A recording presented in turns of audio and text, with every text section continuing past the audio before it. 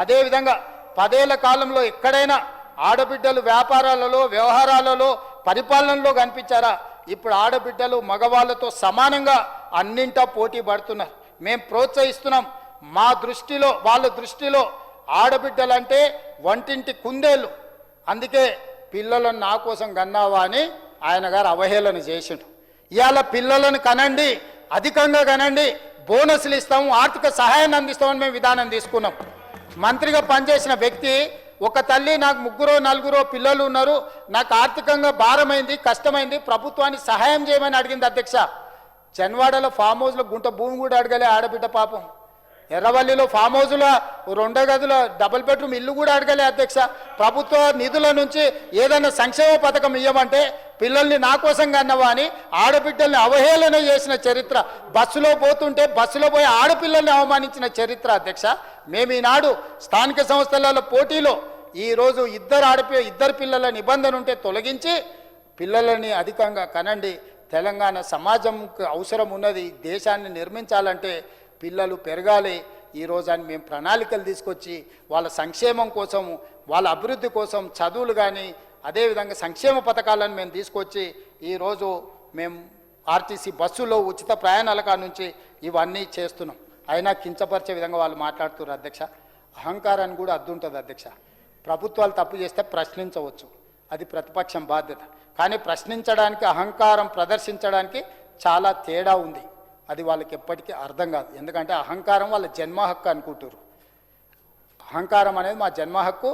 వీళ్ళందరిని అవమానించడం కోసమే మేము పుట్టినాము, దైవాంశ సంభూతులం అని అనుకుంటారు అధ్యక్ష. ప్రజలు ఆగ్రహిస్తే ఈసారి అది కూడా ఉండదు అధ్యక్ష.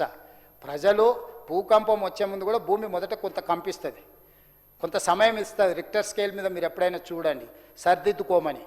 అట్లా సర్దిద్దుకోకపోతే ఆ భూకంపంలోనే కొట్టుకొని పోతారు అధ్యక్ష. ఇక్కడి నుంచి అక్కడికి మారినరంటే భూకంపంలో వచ్చిన ప్రకంపన, ప్రజల కోపము కొంత మాత్రమే ప్రదర్శించారు. ఇప్పటికీ కూడా ఆలోచనలు కానీ అహంకారం కానీ మారకపోతే ప్రజలు అక్కడ కూడా ఉంచారు అధ్యక్ష. చరిత్రలో కనుమరుగైన పార్టీలను చాలా చూసినాం అధ్యక్ష. వీళ్ళేం అతీతులు కాదు. జనతా పార్టీ ఎంత గొప్ప పార్టీ, ఏడున్నది ఈరోజు. కాబట్టి వీళ్ళు ఏదో ఊహించుకుంటున్నారు మేము దైవాంశ సంభూతులం, మేము దేవుళ్ళమని. అయ్యా మీరు దోపిడీదారులు, దేవుళ్ళు అనే సంగతి చాలా దూరం. నోటిఫికేషన్లు మేము ఉద్యోగాలు ఇస్తే నోటిఫికేషన్లు మేము ఇస్తామంట. 10 ఏళ్ళు ఎందుకు పట్టింది అధ్యక్ష నోటిఫికేషన్లు ఇస్తే ఉద్యోగాలు ఇవ్వడానికి? 10 నెలల్లో మేము చేసిన పని 10 ఏళ్ళలో మీరు ఎందుకు చేయలేకపోయినరు? ఇప్పుడు మీరు అంటున్న నోటిఫికేషన్లు మీరు ఇచ్చినవే కదా. మీరు ఇచ్చిన నోటిఫికేషన్ల నియామకాలు మీరు ఎందుకు చేయకుండా పారిపోయినరు? 10 ఏళ్ళు ఉన్నారు కదా. మీరు ఇచ్చిన నోటిఫికేషన్లు మీరే నియామక పత్రాలు అందించనుంటే ఆ నిరుద్యోగ యువకులు మీకే బ్రహ్మరథం పట్టేటోళ్ళు కదా. మీరు ఆ పేదల నిరుద్యోగ యువకుల యొక్క ఆవేదన, బాధను, దుఃఖాన్ని, ఆ తల్లిదండ్రుల యొక్క కష్టాన్ని మీరు అర్థం చేసుకోక వదిలేసినందుకు ఆ ఉద్యోగ నియామక పత్రాలు అందించింది మేము అధ్యక్ష. మీరు అసంపూర్తిగా వదిలేసిన అసమర్థులు కాబట్టి సమర్థవంతంగా నియామక పత్రాలను అందించి తెలంగాణ దేశానికి ఆదర్శంగా నిలబడ్డట్టు ఒక్క సంవత్సరంలో 67,000 పైగా ఉద్యోగాలు ఇచ్చిన రాష్ట్రం, గొప్ప రాష్ట్రం, ఉద్యమ రాష్ట్రం తెలంగాణ. మీలాగా గాలికి వచ్చిన వాళ్ళం కాదు అధ్యక్ష. అందుకే చెప్తున్నా జాగ్రత్తగా మాట్లాడమని.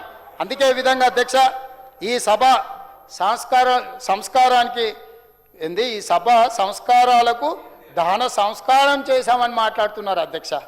ఏ మొహం పెట్టుకొని మాట మాట్లాడుతున్నారు అధ్యక్ష? 10 ఏళ్ల కాలంలో ఈ శాసనసభలో ఎప్పుడైనా ప్రతిపక్షాన్ని మాట్లాడనిచ్చిండ్రా అధ్యక్ష? పెద్దలు జానారెడ్డి గారైనా, మిత్రుడు భట్టి విక్రమార్క గారైనా నన్ను చూస్తేనే కాళ్ళలో వణుకొస్తుండే, వచ్చినప్పుడు ఎంబడెంబడే మార్షల్స్ ఎత్తుకుపోయి బయట వేస్తుండ్రి. ఎవరికన్నా ప్రతిపక్షానికి ఇచ్చిర్రా అధ్యక్ష ఎప్పుడైనా మాట్లాడడానికి? ఇవాళ స్వేచ్ఛగా ఎన్ని మాట్లాడుతున్నారు అధ్యక్ష? ఒక్కరోజైనా ఎవరినైనా సస్పెండ్ చేసినావా అధ్యక్ష? వాళ్ళ వ్యవహార శైలి చూసినోడు అసలు ఉరిశిక్ష రాయాలి వాళ్ళ వ్యవహార శైలిని చూస్తే.